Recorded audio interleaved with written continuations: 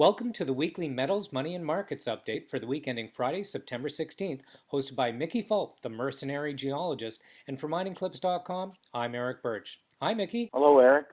Well, I'd like to point out that we're coming at our audience a day late due to travel schedules departing the Precious Metals Conference held in Beaver Creek last week. So our apologies, and next Friday we expect to be right on time. And so let's just take a recap. Last week, markets ended up slightly and in volatile trading. We saw a sell-off in energy, and despite the enthusiasm that we enjoyed at the Precious Metals Conference, precious metals were down. Let's start with the metals, Mickey. Yes, gold was down to 1310 for the weekly close. That's a 3-month low for the weekly close. Silver, once again, not very strong at close at 1876. Both those metals lost somewhere around 1.3% for the week. Big loser in precious metals was platinum, down almost 4%, closed at 1016. That's the low since late June. And contrarian-wise, palladium closed flat at 672. The big bounce this week was for copper, up almost 3% to $2.15. And finally, in our metals, I think we should comment about the platinum to gold ratio. It went below 0.8. Last time it was in this rarefied territory was in late June, closed the week at 0.78. It was a tough week for metals for sure. And in energy, oil and uranium both fell significantly. Yeah, oil had a really bad week, really driven on IEA report out on Thursdays that says they do not expect a supply-demand balance until mid-2017. This is due to lessening demand in this case.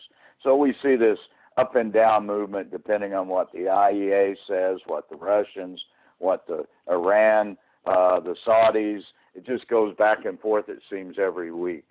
Meanwhile, uranium finally broke through its downside resistance, closed at below $25 at $24.63, down almost 4% for the month. So I just won my over-under bet for the year at 25. I took the under. And currencies ended the week with little change, and the U.S. dollar was down slightly again. That's true, but the real movement was in the loonie, closed below 76 cents, 75, upper 75 cent range. And we have not seen that since we started our show way back in early April. Meanwhile, the Dow Jones and the S&P 500 were both flat.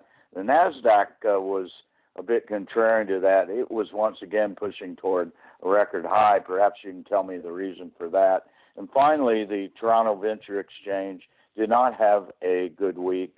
Closed below 800 at 799, down well over 1% for the week.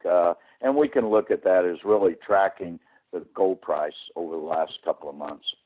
Certainly, and circling back to the NASDAQ, I did not find any reason for the pop, but it certainly jumped 2.3%, so that's quite a move.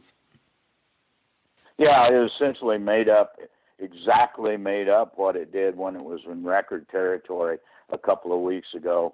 Up 2.3%, as you said, it was down 2.3% last week.